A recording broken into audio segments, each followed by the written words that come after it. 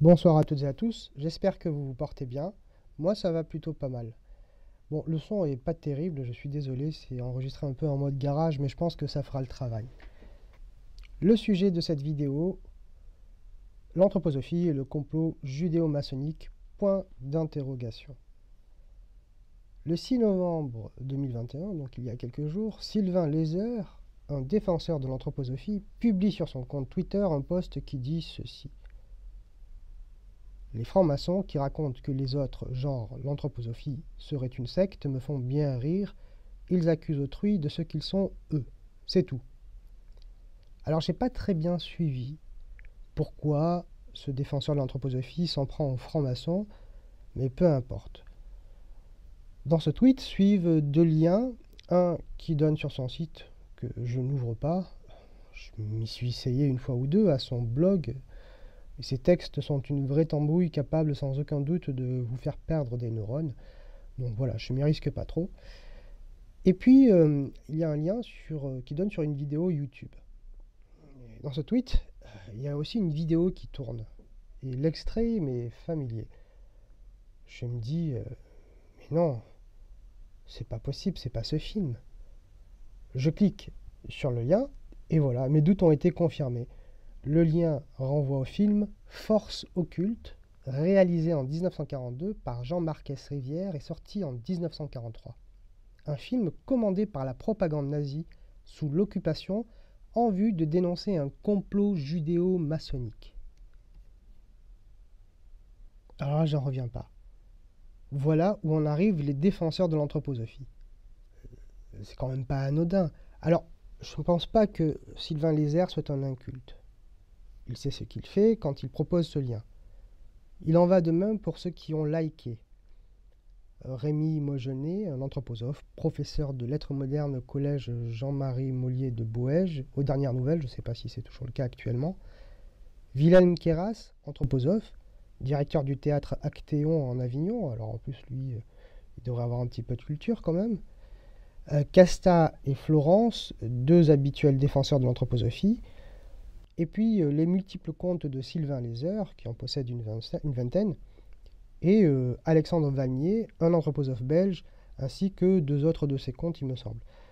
Ce tweet a été aussi retweeté par Florence, Katsar, Queyras, Sylvain Lézère et ses avatars, ainsi qu'Alexandre Valnier. A noter que ce dernier m'accuse régulièrement de révisionnisme. Sans doute que je raconte pas l'histoire de Rudolf Steiner tel qu'il le souhaiterait. Mais il n'empêche que ce mot, il n'est pas anodin. Il prend une couleur particulière avec ce tweet, utilisant comme argument un film de propagande néo-nazie. Alors moi-même, j'ai tweeté en posant le simple constat que je suis en train de vous faire. Certains ont réagi, une discussion s'est engagée, et je vous avoue que, personnellement, à ce moment-là, j'arrivais pas à en croire mes yeux. Je n'en revenais pas. Certes, Sylvain Lézeur m'avait envoyé sur ma boîte mail un film à caractère zoophile où l'on voit un vieil homme violer une poule en me faisant comprendre que cet homme c'était moi. Bon, c'est déjà allé de la part d'un photographe professionnel qui a photographié justement des SDF de Paris pour mettre en avant leurs conditions. Mais là, avec cette mixture de complotisme à l'ancienne, digne du protocole des sages de Sion, antisémite, puisqu'il s'agit d'un complot, je le répète, judéo-maçonnique, ça va beaucoup trop loin. Je m'étonne dans mes tweets, en avançant l'hypothèse que ces gens-là, en publiant, likant, retweetant, n'ont pas saisi de quel film il s'agissait et de quel argument monstrueux ils utilisaient pour défendre leur anthroposophie. Et on m'a signalé que c'était peut-être voulu, le complotisme étant consubstantiel en anthroposophie. C'est vrai que ce dernier point n'est pas faux. En anthroposophie, le complotisme est effectivement consubstantiel. Ils sont d'ailleurs actuellement à la pointe du combat contre les usages mis en place pour lutter contre la Covid-21 avec des arguments qui sont un petit peu poussifs. C'est de leur rang que sort Thomas Cohen, anthroposophe américain, qui a lancé l'idée que la Covid-21 est arrivée à Wuhan en raison des antennes 5G. Il faudrait lire aussi Steiner, qui s'exprime sur la Première Guerre mondiale, des vues qui sont totalement conspirationnistes. D'ailleurs, pour lui, ce sont des forces occultes dans les loges saxonnes et romanes qui ont poussé certaines nations à entrer en guerre contre l'Allemagne. Pourtant, Steiner a été franc-maçon. Et en plus dans une paramaçonnerie, celle du rite Mensis Misraïm. On peut difficilement trouver un milieu plus occultiste. J'en parle dans une vidéo qui s'appelle Steiner, je crois, Rudolf Steiner et la franc-maçonnerie. Quant aux juifs, Steiner est sévère avec tous les monothéismes. Le judaïsme n'en sort pas indemne. Bon, pourquoi pas. Mais il a poussé aussi loin le délire du complot juif, en fait. Pas personnellement, mais des proches, à lui, l'ont fait, anthroposophes bien sûr, de son vivant, et en les appuyant. Par exemple, Karl Heiss, qui fut membre de la société Guido van List, groupe à l'origine de l'occultisme nazi, fut aussi théosophiste, et en 1919, il publie un livre qui a ce titre, Franc-maçonnerie de l'entente des Premières Guerres mondiales, un livre qui n'est disponible qu'en allemand. Et dans ce bouquin, il dénonce un complot judéo-maçonnique à l'origine de la Première Guerre mondiale, complot orchestré contre les Allemands. Ce livre sera financé par Rudolf Steiner, il en préfacera même la première édition. Karl Heiss fut anthroposophe et proche de son maître. Je vous recommande aussi la lecture de l'article « Les fantasmes géopolitiques d'un occultiste anthroposophe » Karl Heiss par Reinhard Markner dans le Politica Hermetica numéro 33. Par ailleurs, Wilhelm von Heidebrand déclara dans un article titré Ausführungen über gewisse Grundlagen der Politik Dans, publié dans la revue Das Reich d'avril 1919, je le cite, « Les loges maçonniques des Anglo-Américains et leurs appendices romans sont fortement imprégnés d'une juiverie intellectuellement sophistiquée. » Fin de citation. Cet accouplement contre nature préparant l'anéantissement de l'Allemagne. Das Reich était une revue anthroposophique et von Heidebrand était anthroposophe. Je pourrais citer d'autres anthroposophes tenant ce type de propos, tels que Ludwig Polzer-Roditz, Renate Riemek ou encore Thomas Meyer, tous appuyés par Rudolf Steiner, qui d'ailleurs, dans un recueil de conférences sur la triarticulation sociale, Aufsätze über die Dreigliederung des sozialen Organismus und zur Zeitlage, et dans ce recueil, il disait que la guerre de 14, je cite, était une conspiration contre la vie spirituelle allemande. Fin de citation. Une théorie du complot, c'est-à-dire que les Allemands n'ont jamais voulu cette guerre, qui poussera Steiner à régénérer la nation et sa spiritualité par le biais d'un nouveau système, le sien, la triarticulation sociale.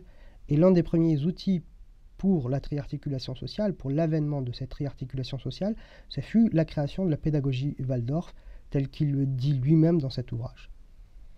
On sait aussi, disons, les accointances entre la doctrine d'un racialisme spirituel dans l'anthroposophie avec la doctrine racialiste des nazis. Évidemment, on sait aussi que beaucoup d'anthroposophes furent nazis, à commencer par Marie Sievers, l'épouse de Rudolf Steiner. Alors, tous les anthroposophes ne sont pas nazis, ni avant ni maintenant. Bon, il n'empêche que, au vu de cela, est-ce que le tweet de Sylvain Lézeur, ainsi que le like et retweet d'autres anthroposophes ont un lien avec cette vision anthroposophique du complot judéo-maçonnique? Je ne sais pas. Peut-être qu'ils se sont juste plantés lamentablement. Le problème, c'est qu'après avoir constaté cela en publiant l'information sur mon compte Twitter, ces personnes n'ont ni supprimé le tweet, ni supprimé les likes et retweets à ce jour. C'est-à-dire, aujourd'hui, on est le mardi 9 novembre.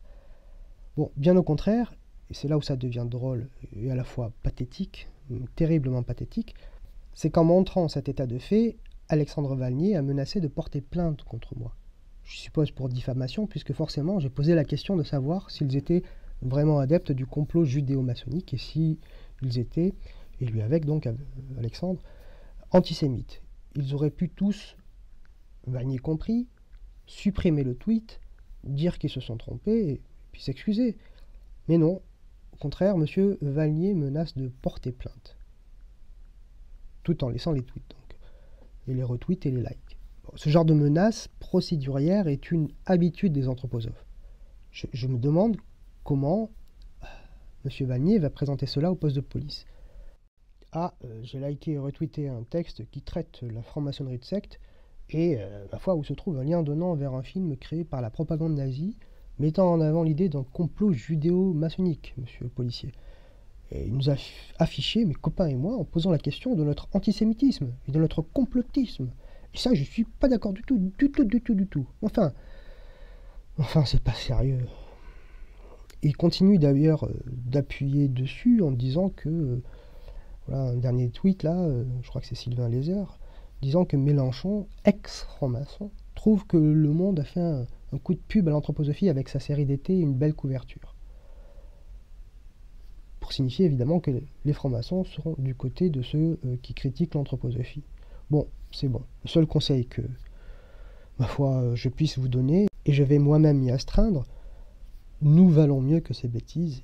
Il faut désormais les éviter absolument pour nous éviter aussi de nous rabaisser à leur niveau. Parce que c'est pas très sérieux, quoi. On a des choses plus intéressantes à discuter. Si M. Valnier vraiment souhaite porter plainte, ma foi, c'est pas que je cours après. Je suis comme tout le monde, j'ai pas envie d'avoir affaire à un procès, mais je sais que bon, si porte plainte, j'attends ça avec sérénité parce que, ma foi, j'ai du mal à comprendre où il veut en venir, quoi. C'est n'importe quoi. Bon, allez, sur ce, bonne soirée, prenez soin de vous.